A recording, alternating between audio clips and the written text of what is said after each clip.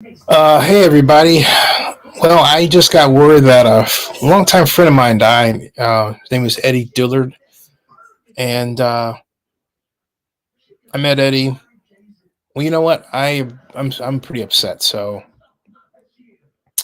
I wrote my thoughts down on a paper and transferred them to uh, Microsoft Word so I could read them, so I wouldn't be stuck um, mumbling or breaking down because it just came as a total shock. And I want to thank Gene Hazard for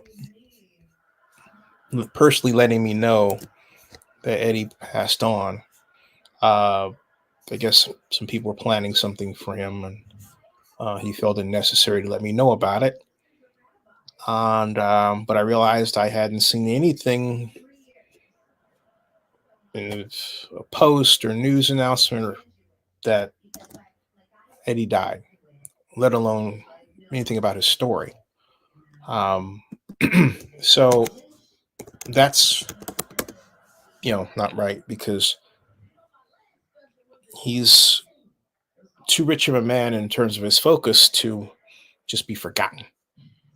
Um, I'm sure as hell not going to let that happen. So I made this, and so I'll read to you what I put together, uh, so you can have some idea of who this man is. I say is because Eddie's a powerful soul. People like that don't die. You understand? They don't die. They become a part of history that is a reminder to us of the things we haven't done, of the work we have not finished, and of the fact that we do share collective work. And so, with that in mind, this is what I this is what I put together.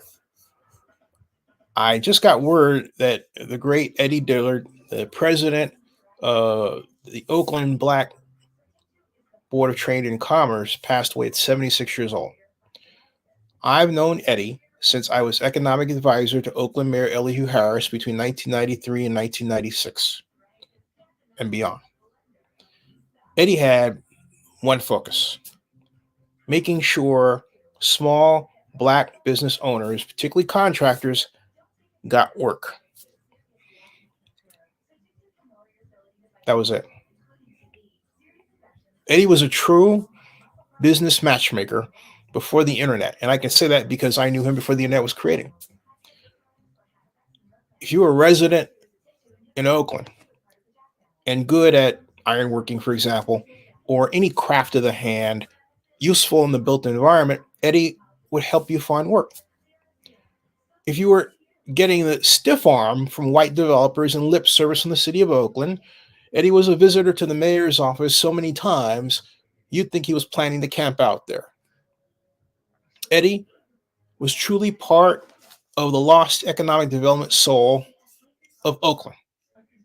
He had no problem pouring or pointing to economic injustices done to black contractors. Let's take how he pointed to the problem of Oakland black workers not gaining opportunity. This is according to blacktradesman.us. Eddie said the following. First of all, the article went like this: building or Bay Area building trades unions are expected to back the implementation of a quote project labor agreement, or PLA, or what is referred to as a community workforce agreement, CWA, that will require developers to hire only union labor and contractors for projects that are built on Oakland city owned land and or any project that involves city funding. Local black area contractors and black tradesmen attending the first outreach meeting last Thursday in East Oakland were concerned that they would be excluded from job opportunities on future city projects in their own neighborhoods and surrounding areas if a project labor agreement, or PLA, was implemented without protections to Black tradesmen and companies. Speaking at the first city-held meeting, according to Post News Group, Oakland Post, Black contractor Eddie Dillard said, and I quote, "A project labor agreement benefits white contractors. 90% Black contractors are non-union. Many Bay Area building trades unions who dispatch workers to projects have been historically segregated, and majority white organizations admitting almost no Black workers as well. And historically, these labor unions have been unwilling to release data on racial composition within its workforce." Eddie said this: "We've been asking the unions for 10 years how many African American members they have, but they've refused to release the data. Many of these locals," Eddie said, "have 0 Blacks in them." The article goes on to report that union training programs are not located in Oakland, but in outlying areas like Benicia and San Jose, Eddie said. He continued, "We have been asking the unions for 10 years how many African American members they have, but they have refused to release the data," Eddie repeated. In closing, this Oakland vlogger will miss Eddie. I didn't realize how I felt about him until I wrote a column that Oakland had forgotten how to do economic development. At the bottom of the post at zenireport.com was one comment. It was from Eddie Dillard. He wrote, quote, "Great article. You hit the head of the problem." Folks, I fell out of my chair. The clarity of his words pointed to his recognition of a problem and the decades of work he did in an effort to solve it. For example, his Black Contractors Directory was but one of many attempts to correct this problem of Blacks in contracting not getting work. I plan to have him on as a columnist and as a personality whenever he wanted. We talked about that. But I just wanted to interview him. I stumbled over an old username and password I created for him that we never got around to using, to make a video blog.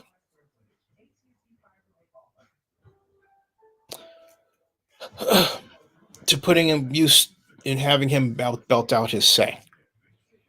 And my heart is forever empty.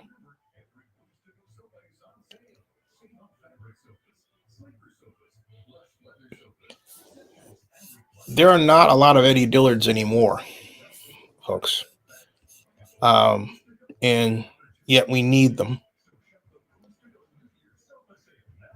Because the problem that Eddie has spent his adult life trying to solve is still upon us. And it hasn't been improved by, for example, Proposition 209, which, if you actually really think about it, for those of you who know what it is actually used to keep white contractors, white small business owners, white consultants, the dominant player in fields like, for example, economic development consulting, or what we used to call redevelopment consulting, and now tax increment financing consulting. It's shameful. There's no attempt to actually right the disparity by pointing out that the application of 209 within California only serves to maintain a racist division. If you think about it, the law, Proposition 209, by how it's being applied, is actually being against itself. Shameful. So if you want to do Eddie justice, and you're listening to this, and you represent the city, Make sure black contractors get work. That's all you have to do. Thank you.